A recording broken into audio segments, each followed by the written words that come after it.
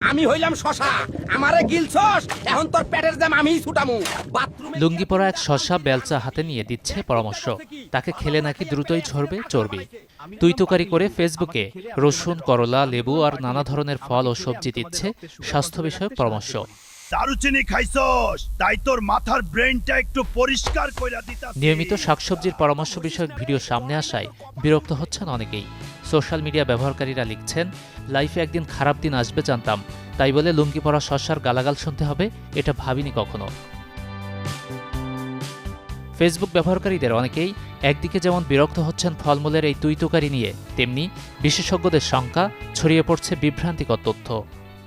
একটা শসা থেকে আপনি ফাইবার অনেক পাবেন, কিন্তু যদি আপনি প্রচুর পরিমাণে ফাইবার খান তাহলে এটি কিন্তু আপনার অ্যাসিডিটি, ব্লটিং, গ্যাসের সমস্যা, নানাবিধ সমস্যা বরং ক্রিয়েট করতে পারে। বিটের রস খেলে নাকি সে অনেক বেশি হেলদি থাকবে।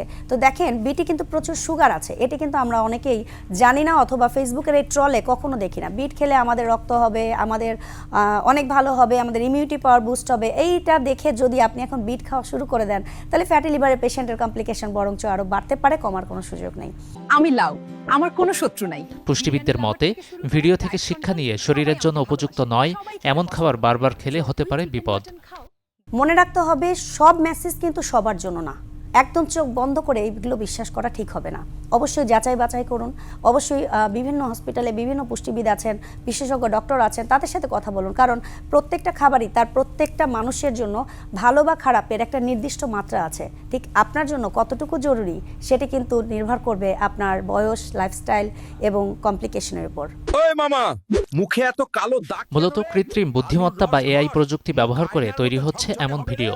খাদ্যাভ্যাস, স্বাস্থ্য আর ঘরোয়া প্রতিকার নিয়ে তৈরি এমন কন্টেন্টের চাহিদাও বেশ। কেউ কেউ দিচ্ছে জীবনমুখী পরামর্শ আর ধর্মীয় নানা ধরনের বাণী।